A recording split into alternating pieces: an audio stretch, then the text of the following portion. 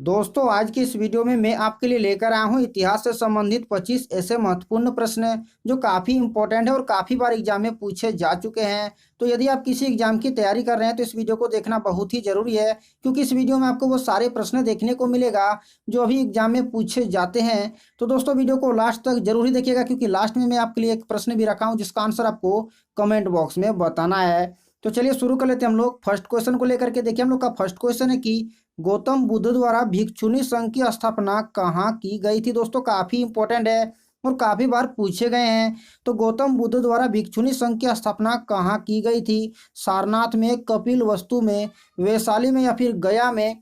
तो दोस्तों right answer कौन सा हो जाएगा? तो राइट आंसर हो जाएगा ऑप्शन सी यानी कि वैशाली में। कहाँ? तो वैशाली यानी कि ऑप्शन सी हो जाएगा इस प्रश्न के लिए राइट आंसर। दोस्तों काफी इंपॉर्टेंट है, याद रखिएगा। गौतम बुद्ध द्वारा भिक्षुणी संघ की स्थापना कहाँ की गई थी दोस्तों? वैशाली में की गई थी। चलिए बढ़ते हम लोग अगले प्रश्न की ओर। अगला हम लोग का प्रश्न है कि सर्वप्रथम शून्यवाद यानी कि शून्यता का सिद्धांत का प्रतिपादन करने वाले बौद्ध दार्शनिक कौन थे? दोस्तों काफी इंपॉर्टेंट है प्रश्न। सर्वप्रथम शून्यवाद का प्रतिपादन करने वाले बौद्ध दार्शनिक कौन थे? तो दोस्तों राइट आंसर कौन सा होने वाला? तो राइट आंसर हो जाएगा ऑप्शन सी यानी कि नागार्जुन। क्या हो जाएगा? ऑप्शन सी हो जाएगा इस प्रश्न के लिए राइट आंसर। काफी इंपॉर्टेंट है दोस्तों। सर्वप्रथम शून्यवाद का प्रतिपादन करने वाले बौद्ध दार्शनिक कौन थे? तो नागार्जुन थे दोस्तों, याद रखिएगा। काफी इंपॉर्टेंट है प्रश्न। अगला हम लोग का प्रश्न है कि मौर्य साम्राज्य में प्रचलित मुद्रा का नाम क्या था? दोस्तों काफी इंपॉर्टेंट है। मौर्य साम्राज्य में प्रचलित मुद्रा का नाम क्या था? तो दोस्तों राइट आंसर कौन सा हो जाएगा? तो राइट आंसर हो जाएगा ऑप्शन ए यानी कि पर्ण। दोस्तों याद रखिएगा, ऑप्शन ए यानी कि पर्ण हो जाएगा उस मुद्रा का नाम जो कि मौर्य साम्राज्य में प्रचलित था। तो दोस्तों राइट आंसर हो जाएगा ऑप्शन ए यानी कि पर्ण।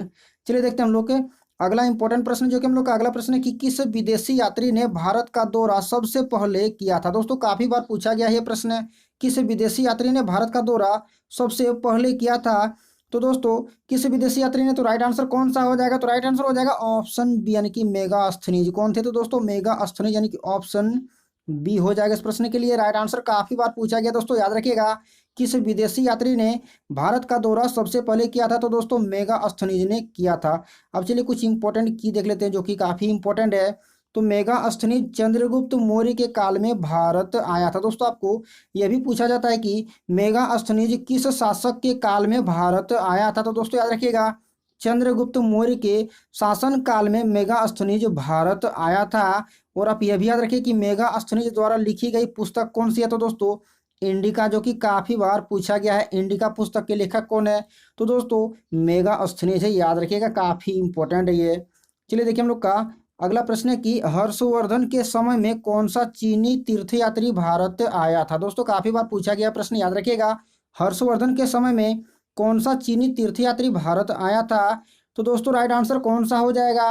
तो राइट आंसर हो जाएगा ऑप्शन डी यानी कि हैनसंग। कौन? तो हैनसंग। दोस्तों याद रखिएगा, ऑप्शन डी हो जाएगा इस प्रश्न के लिए राइट आंसर। हर्षवर्धन के समय में कौन सा चीनी तीर्थयात्री भारत आया था? तो दोस्तों हैनसंग भारत आया था, यानी कि ऑप्शन डी हो जाएगा इस प्रश्न के लिए राइट आंसर। दोस्तों याद रखिएगा। और आकर आप एक इंपॉर्टेंट बात भी याद रखिएगा कि हैनसंग द्वारा जो लिखी गई पुस्तक है उस पुस्तक का नाम क्या है? तो दोस्तों सी यू की। क्या है? तो सी यू की, आप याद रखिएगा। हैनसंग द्वारा लिखी गई पुस्तक कौन सी है? तो दोस्तों सी यू की। और मेगास्थनीज ने कौन सी पुस्तक लिखी थी? तो दोस्तों इंडिका। आप ये भी याद रखिएगा। अगला हम लोग का प्रश्न है कि हर्ष के शासनकाल में उत्तर भारत का सबसे महत्वपूर्ण शहर कौन सा था? दोस्तों काफी इंपॉर्टेंट है। हर्ष के शासनकाल में उत्तर भारत का सबसे महत्वपूर्ण शहर कौन सा था? पाटलिपुत्र, उज्जैन, कन्नौज या फिर थानेश्वर? तो दोस्तों राइट आंसर कौन सा हो जाएगा? तो राइट आंसर हो जाएगा ऑप्शन सी यानी कि कन्नौज। क्या हो जाएगा? ऑप्शन सी हो जाएगा इस प्रश्न के लिए राइट आंसर। काफी इंपॉर्टेंट है दोस्तों। हर्ष के शासनकाल में उत्तर भारत का सबसे महत्वपूर्ण शहर कौन सा था? तो याद रखिएगा कौन सा था? तो कन्नौज शहर था दोस्तों।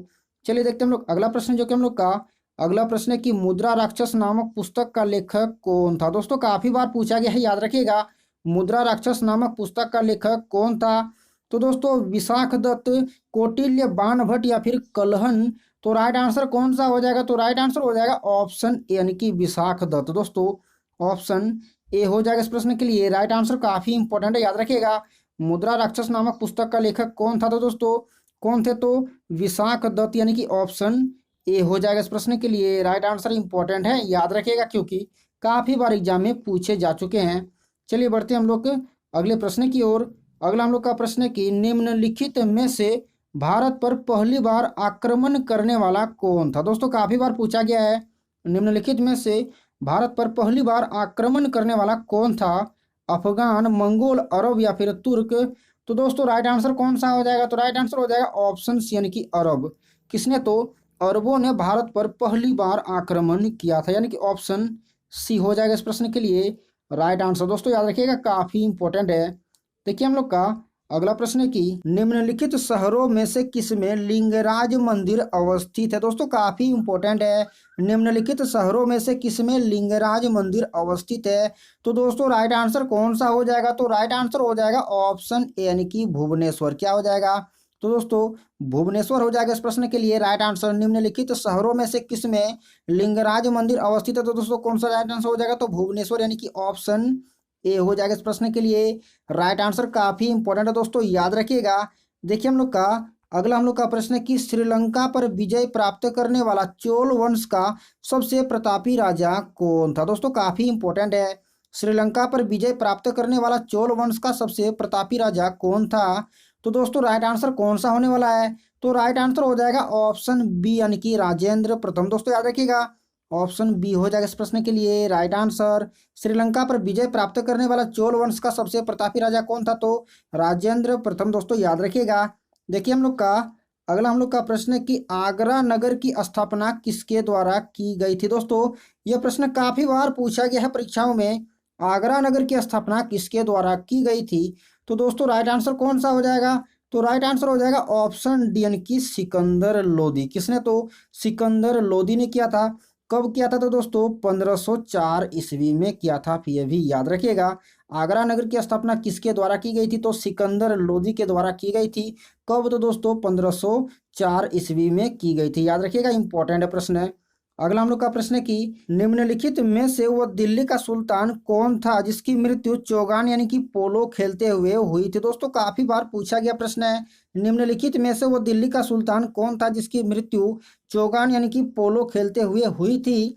तो दोस्तों राइट आंसर कौन सा होने वाला, तो राइट आंसर हो जाएगा ऑप्शन ए यानी कि कुतुबुद्दीन ऐबक। दोस्तों ऑप्शन ए हो जाएगा इस प्रश्न के लिए राइट आंसर। काफी बार रिपीट किया गया है प्रश्न, दोस्तों याद रखिएगा निम्नलिखित में से वो दिल्ली का सुल्तान कौन था जिसकी मृत्यु चौगान यानी कि पोलो खेलते हुए हुई थी। तो दोस्तों कुतुबुद्दीन ऐबक की मृत्यु चौगान खेलते हुए हुई थी। चलिए देखते हैं हम लोग अगला इंपॉर्टेंट प्रश्न जो कि हम लोग का अगला हम लोग का प्रश्न है कि तराइन की पहली लड़ाई जो कि 1191 ईस्वी में लड़ी गई थी, निम्नलिखित में से किनके बीच हुई थी। दोस्तों तराइन की पहली लड़ाई किसके किसके बीच हुई थी, यही आपसे पूछा गया प्रश्न में।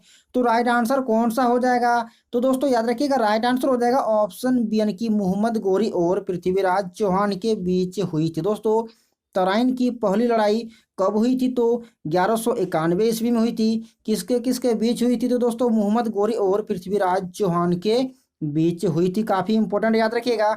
और आप इंपॉर्टेंट बात यह भी याद रखिएगा कि तराइन की पहली लड़ाई में पृथ्वीराज चौहान विजयी रहा, यानी कि जीत किसे मिला, तो दोस्तों तराइन की पहली लड़ाई में पृथ्वीराज चौहान विजयी रहा, यानी कि पृथ्वीराज चौहान जीत कर रहे थे। और तराइन की द्वितीय लड़ाई जो कि 1192 ईस्वी में हुई थी, किसके किसके बीच, तो दोस्तों मोहम्मद गोरी और पृथ्वीराज चौहान के बीच हुआ था, जिसमें गोरी विजयी रहा था। दोस्तों आप याद रखिएगा तराइन की पहली लड़ाई में किसने विजय जीता था, तो दोस्तों पृथ्वीराज चौहान ने विजय रहा था। और तराइन की दूसरी लड़ाई में किसने विजय रहा था, दोस्तों गोरी विजयी रहा था। तराइन की पहली लड़ाई कब हुई थी, तो 1191 ईस्वी में। तराइन की द्वितीय लड़ाई कब हुई थी, तो दोस्तों 1192 ईस्वी में। आप याद रखिएगा काफी इंपॉर्टेंट है हम लोग का। अगला हम लोग का प्रश्न है कि कुतुब मीनार के कार्य को किसने पूरा किया था। दोस्तों काफी बार पूछा गया प्रश्न है, कुतुब मीनार के कार्य को किसने पूरा किया था। तो दोस्तों राइट आंसर कौन सा हो जाएगा, तो राइट आंसर हो जाएगा ऑप्शन सी यानी कि इल्तुतमिश। कौन, तो दोस्तों इल्तुतमिश। कुतुब मीनार के कार्य को पूरा किसने किया था, दोस्तों इल्तुतमिश ने। और कुतुब मीनार की नींव किसने रखा था, दोस्तों याद रखिएगा जब आपको पूछा जाए कि कुतुब मीनार का नींव किसने रखा था, आपका आंसर हो जाएगा कुतुबुद्दीन ऐबक, यानी स्टार्ट किया था कुतुबुद्दीन ऐबक ने और पूरा किसने किया था, दोस्तों इल्तुतमिश ने। आप ये भी याद रखिएगा काफी इंपॉर्टेंट है। देखिए हम लोग का अगला प्रश्न है कि भारत में मुस्लिम राज्य का संस्थापक किसे माना जाता है। दोस्तों काफी बार पूछा गया है, भारत में मुस्लिम राज्य का संस्थापक किसे माना जाता है। तो दोस्तों राइट आंसर कौन सा हो जाएगा, तो राइट आंसर हो जाएगा ऑप्शन यानी कि मोहम्मद गौरी। दोस्तों ऑप्शन ए हो जाएगा इस प्रश्न के लिए राइट आंसर। भारत में मुस्लिम राज्य का संस्थापक किसे माना जाता है, तो मोहम्मद गौरी को माना जाता है, आप याद रखिएगा। देखिए हम लोग का अगला प्रश्न है कि लाख बख्श के नाम से जाना जाने वाला भारतीय शासक कौन था। दोस्तों काफी इंपॉर्टेंट है, लाख बख्श के नाम से जाना जाने वाला भारतीय शासक कौन था। तो दोस्तों राइट आंसर कौन सा हो जाएगा, तो राइट आंसर हो जाएगा ऑप्शन सी यानी कि कुतुबुद्दीन ऐबक। याद रखिएगा कुतुबुद्दीन ऐबक को लाख बख्श की उपाधि दी गई थी। चलिए देखते हैं हम लोग अगला प्रश्न, जो कि हम लोग का प्रश्न है कि दिल्ली का एकमात्र सुल्तान कौन था जिसने ब्राह्मणों पर भी जजिया कर लगाया था। दोस्तों काफी बार पूछा गया प्रश्न है, दिल्ली का एकमात्र सुल्तान कौन था जिसने ब्राह्मणों पर भी जजिया कर लगाया था। तो दोस्तों राइट आंसर कौन सा हो जाएगा, तो राइट आंसर हो जाएगा ऑप्शन बी यानी कि फिरोज तुगलक ने। दोस्तों किसने, तो फिरोज तुगलक ने। याद रखिएगा काफी इंपॉर्टेंट है यह प्रश्न है, दिल्ली का एकमात्र सुल्तान कौन था जिसने ब्राह्मणों पर भी जजिया कर लगाया था। तो दोस्तों फिरोज तुगलक ने लगाया था, यानी कि ऑप्शन बी हो जाएगा इस प्रश्न के लिए राइट आंसर। चलिए बढ़ते हम लोग अगले प्रश्न की ओर। अगला हम लोग का प्रश्न है कि प्रसिद्ध ऐतिहासिक स्थल हम्पी किस जिले में स्थित है। दोस्तों काफी इंपॉर्टेंट है यह प्रश्न, प्रसिद्ध ऐतिहासिक स्थल हम्पी किस जिले में स्थित है। तो दोस्तों राइट आंसर कौन सा होने वाला है, तो राइट आंसर हो जाएगा ऑप्शन बी यानी कि बेल्लारी जिला, जो कि कर्नाटक में स्थित है। दोस्तों याद रखिएगा ऑप्शन बी हो जाएगा इस प्रश्न के लिए राइट आंसर। यदि आपको राज्य पूछा जाए तो कर्नाटक हो जाएगा, और यदि आपको जिला पूछा जाए दोस्तों तो बेल्लारी जिला। याद रखिएगा काफी ज्यादा इंपॉर्टेंट है ये प्रश्न। अगला हम लोग प्रश्न देखते हैं कि विजयनगर साम्राज्य के अवशेष कहाँ पाए जाते हैं। दोस्तों काफी बार यह प्रश्न पूछा गया है, विजयनगर साम्राज्य के अवशेष कहाँ पाए जाते हैं। तो राइट आंसर कौन सा हो जाएगा, तो राइट आंसर हो जाएगा ऑप्शन सी यानी कि हम्पी में। कहाँ, तो हम्पी में। और दोस्तों हम्पी कहाँ है, तो कर्नाटक में है। तो दोस्तों राइट आंसर हो जाएगा ऑप्शन सी, विजयनगर साम्राज्य के अवशेष कहाँ पाए जाते हैं, तो हम्पी में पाए जाते हैं। याद रखिएगा काफी बार पूछे गए हैं ये प्रश्न। अगला हम लोग का प्रश्न है कि दीन ए इलाही नामक धर्म किसके द्वारा शुरू किया गया था। दोस्तों काफी बार यह प्रश्न पूछा गया है, दीन ए इलाही नामक धर्म किसके द्वारा शुरू किया गया है। तो दोस्तों राइट आंसर कौन सा हो जाएगा, तो राइट आंसर हो जाएगा ऑप्शन सी यानी कि अकबर। किसने, तो दीन ए इलाही धर्म किसने शुरू किया, दोस्तों अकबर ने शुरू किया है। याद रखिएगा काफी बार ये प्रश्न पूछा गया है, तो हो जाएगा अकबर राइट हो जाएगा इस प्रश्न के लिए राइट आंसर। दीन ए इलाही नामक धर्म किसके द्वारा शुरू किया गया था, तो दोस्तों अकबर के द्वारा शुरू किया गया था, यानी कि ऑप्शन सी हो जाएगा इस प्रश्न के लिए राइट आंसर। चलिए देखिए हम लोग का अगला हम लोग का प्रश्न है कि हुमायूं नामा किसके द्वारा लिखा गया है। दोस्तों काफी बार ये प्रश्न पूछा गया है, हुमायूं नामा किसके द्वारा लिखा गया है। तो राइट आंसर कौन सा हो जाएगा, तो राइट आंसर हो जाएगा ऑप्शन यानी कि गुलबदन बेगम। दोस्तों ऑप्शन ए हो जाएगा इस प्रश्न के लिए राइट आंसर, यानी कि गुलबदन बेगम हो जाएगा। दोस्तों हुमायूं नामा किसके द्वारा लिखा गया, तो गुलबदन बेगम के द्वारा लिखा गया है। काफी इंपॉर्टेंट है, याद रखिएगा। देखिए हम लोग अगला प्रश्न देखते हैं। अगला हम लोग का प्रश्न है कि अपने काल का महान संगीतकार तानसेन किसके दरबार में थे। दोस्तों काफी ज्यादा इंपॉर्टेंट है यह प्रश्न, अपने काल का महान संगीतकार तानसेन किसके दरबार में थे। तो दोस्तों राइट आंसर कौन सा हो जाएगा, तो राइट आंसर हो जाएगा ऑप्शन बी यानी कि अकबर। तानसेन किसके दरबार में रहते थे, तो दोस्तों अकबर के दरबार में रहते थे, और तानसेन एक संगीतकार थे, आप ये भी याद रखिएगा। चलिए देखते हैं हम लोग अगला प्रश्न, जो कि अगला हम लोग का प्रश्न है कि दिल्ली के लाल किले का निर्माण किसने करवाया था। दोस्तों काफी बार पूछा गया है, दिल्ली के लाल किले का निर्माण किसने करवाया था। तो दोस्तों अकबर, नूरजहां, जहांगीर या फिर शाहजहां।